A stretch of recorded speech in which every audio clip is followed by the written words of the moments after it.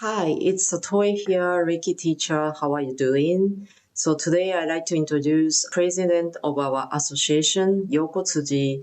She's my mentor and my Reiki teacher too. So first time I interview and also translate into English in my YouTube channel. So please enjoy the video. 10年以上になるよ、香港支部できて。うん。この間11数え年目でしょ。ました。12年ぐらい入りました。もうすぐ。12年目か。うん。2014でしたよね。香港設立。おー。だから気づいたらもう12年かと思って、ああ、自分よくやってるなって思いました。なんか励ましたい気持ちで。うん。今日は、日本から日本霊気協会理事長の辻陽子さんをお呼びしています。辻陽子さん、今日はありがとうございます。こんにちは、佐々木さん。こんにどうもどうちは。も。実は今日、香港でね、いろんな質問をいただいてるので、陽子さんにちょっと聞いてみたいなっていうことがあるので、よろしくお願いします。まず、その霊気協会についてなんですけど、私たちのこう目指してるところとか、簡単に、教えてください。そうですね。目指すところは、ものすごく大げさに聞こえるかもしれないけれども、世界平和です。うん。この2000年ぐらいね、地球のどこかでいつも必ず戦争や紛争内戦が起こっていて、地球全体が平和だった時って、この数千年ないっていう話をきっと聞いたことがある人もたくさんいると思います。けれども私はそれは案外簡単に実現するんじゃないかって、子供みたいに信じてるところがあるんです。うん。で、その実現のためには、まず内面の平和、心の内側の平安、これをね、絶対的安心。絶対安心。安心立命って言ったりするんですけれども、まずね、この感覚を自分の中に、磨いて、育てて、養ってほしい。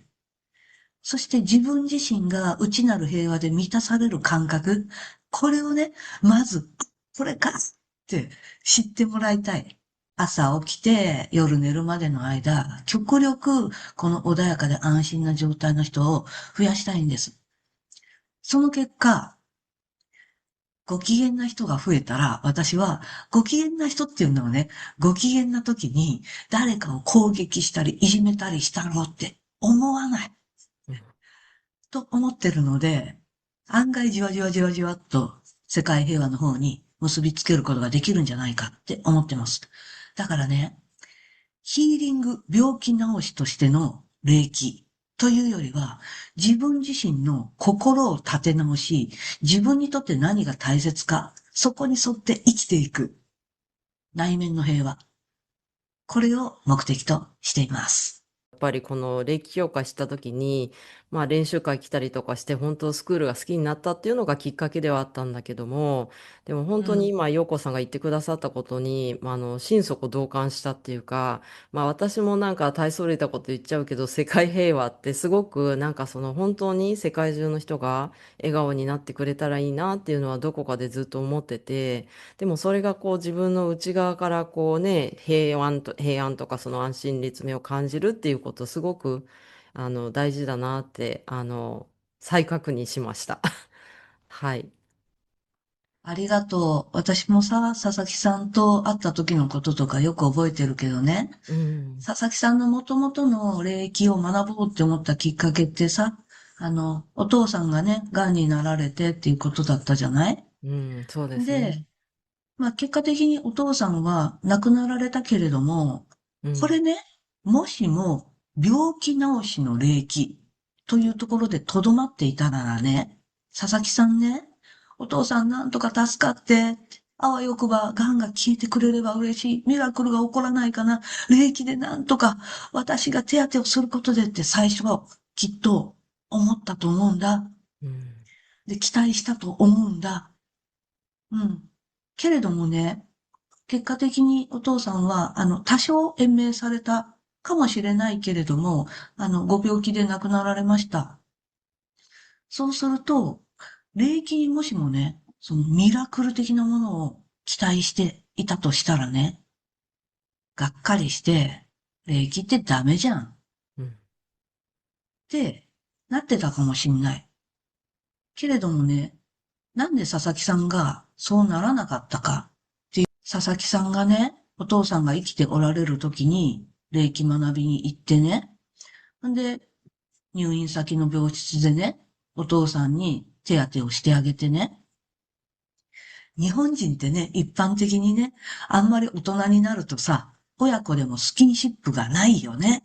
うん。ハグもないし、握手もないし、なのにお父さんにさ、手当てしてあげてさ、お父さんどれぐらいね、その入院中の時間がね、心も内面の充足感や満たされた感じや愛を感じる時間が、どれぐらい増えたんだろうなって私は思うの。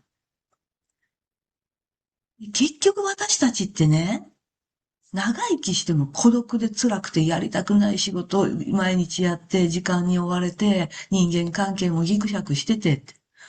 これだったらさ、生きててよかったっていう感じられないよね。だけどきっとね、霊気学びに行った後の佐々木さんと交流があったお父さんってね、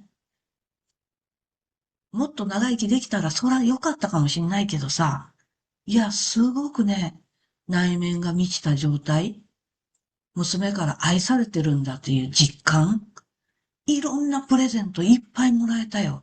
うん。ヒーリングで病気治りました。腰痛が治りました。痛み取れました。これよりも生きる上で大事って思ってるんです。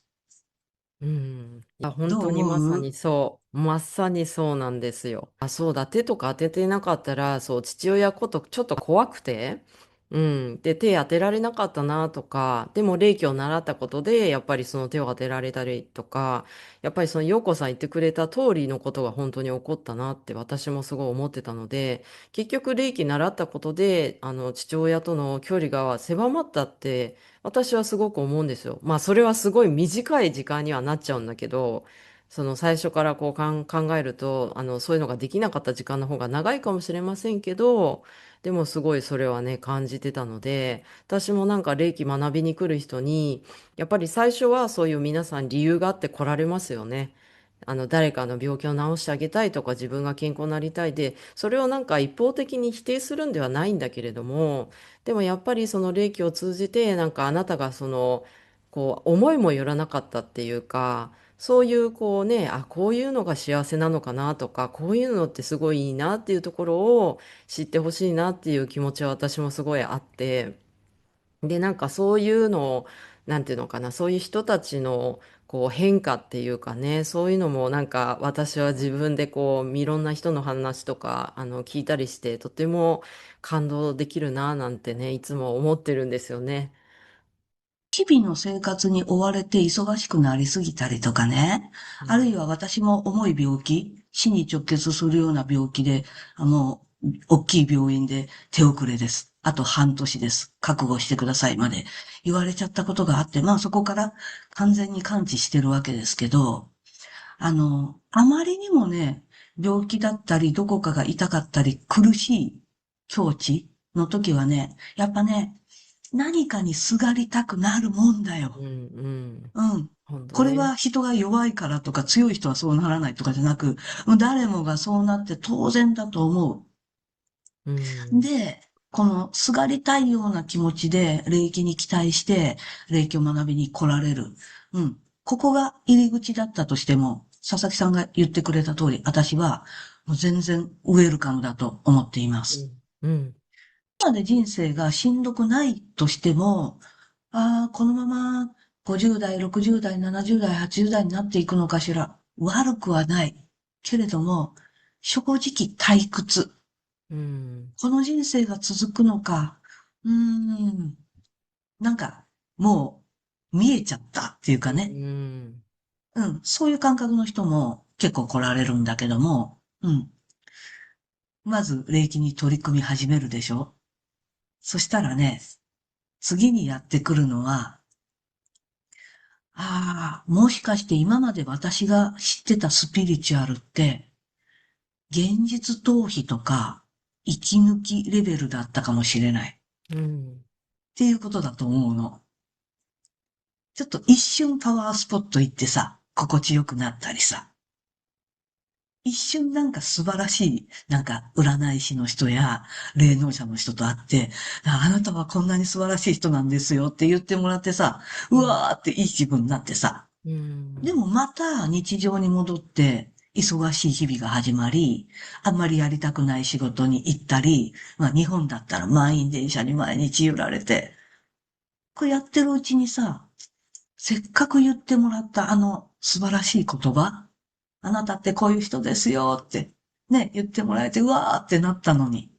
あるいはせっかくパワースポットとかすごく景色のいいところとか、行ってうわーって感動したのに、それがどっかに吹き飛んじゃって、うん。またいつもの、まあまあしんどくて忙しかったり、どっかが痛くて、なんで私の人生こうなの、なんで私の体調悪いのに戻っちゃう。これってね、スピリチュアルな体験の時間がさ、まるで息抜きだと思わん。うん。まさにそうですね。でも、うちの教会が伝えたい霊気は、病気の人を、霊気で、単なる手当てで、うん、病気消しちゃいます。ミラクルを起こしますっていう超能力の話をしたいわけでもない。うん。それから、息抜きとしてのなんか特別感のあるスピリチュアル体験。まあ、それはそんなミラクルほど大げさじゃないかもしれないけど、うん。ああ、私の今世の使命は愛をみんなに配ることだったんだ。よし、今日からやるわ。って思ったけど、家帰ってきたら子供が暴れて走り回ってて、茶碗が割れて、まあ、何やってんのって怒ってる自分に戻っちゃうみたいなさ。愛はどこ行ったみたいなさ。うん。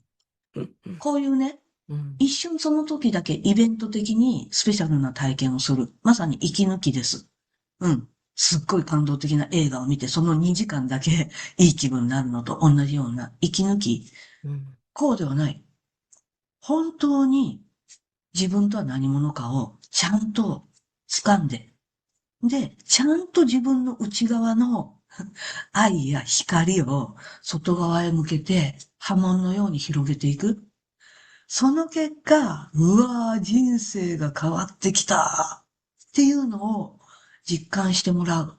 うん。このための便利なメソッドでありツール。それが霊気。霊気エネルギー。霊気とともに活用しながら生きていく人生。うん。日本伝統式と西洋式の違いなんですけど、はい。うん。これ、西洋式って便宜上言ってるだけでね、全部日本発祥のもんなんで、もともと日本からなんだよね。けれども、うん。一神教と呼ばれるユダヤ教、キリスト教、イスラム教を信仰されている、そういう方が、やっぱ日本以外の海外の方だと多いんですよね。で、日本人っていうのは、面白いことに、割と無宗教というのか、うん。神や見えないものの存在を信じてないわけじゃないんだけれども、絶対神のようなものがいて、この絶対神から我々が作られた存在っていう発想を持ってうん。いない。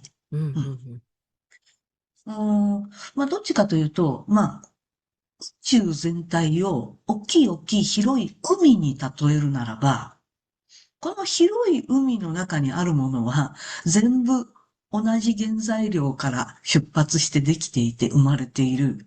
なので、宇宙の原材料と我々の原材料は同じである。つまり、宇宙イコール自分っていう感覚を日本人は持っている人が多い。なうん。ので、ありとあらゆるものに、うん、神的な要素が宿っているというふうに、捉えてるんですよね。まあ、一方ね、私、宗教を熱心に信じておられる方は、その宗教の教えの世界があるんですね。で、その世界を作ったのは創造主。で、この創造主によって作られた世界の中に私たちが生きてる。地球もある。みたいなね。そうなるとね、この教えが、まず先にあるんですよね。うん。うん。で、その中でね、おーって結構私的にショッキングだったのは、現在っていう教えです。人というのは、そもそも生まれながらにして罪を持っている。うん。だから、やりたくない仕事、労働をするのは、その罪の償いである。というような感じです。だから、国や宗教によっては、貴族と呼ばれる人や、仕事をしなくていい人たちは、要は罪が軽い、あるいは罪を償った人のような。そうするとね、貧しかったり、朝から晩まで働いてる人っていうのは、罪の大きい人っていう前提なんですよ。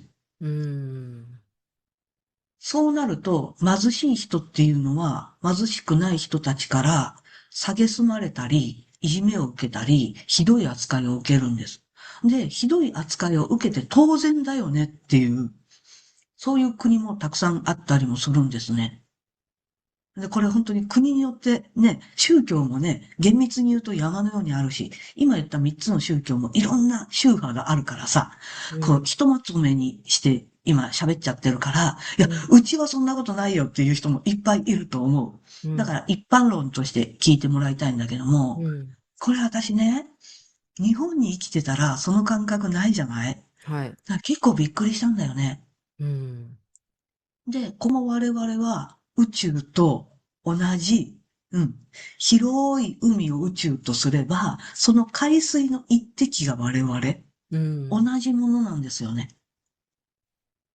うん。で、ここにね、霊気エネルギーっていうエネルギーの作用が起きなかったら、バーンっていうビッグバンも起きないしさ、惑うん。星や太陽が生まれることもないしさ、私たちが生まれてくることもないじゃない？うん。うん。うん。だからエネルギーがバーンって、うん、作用するよね。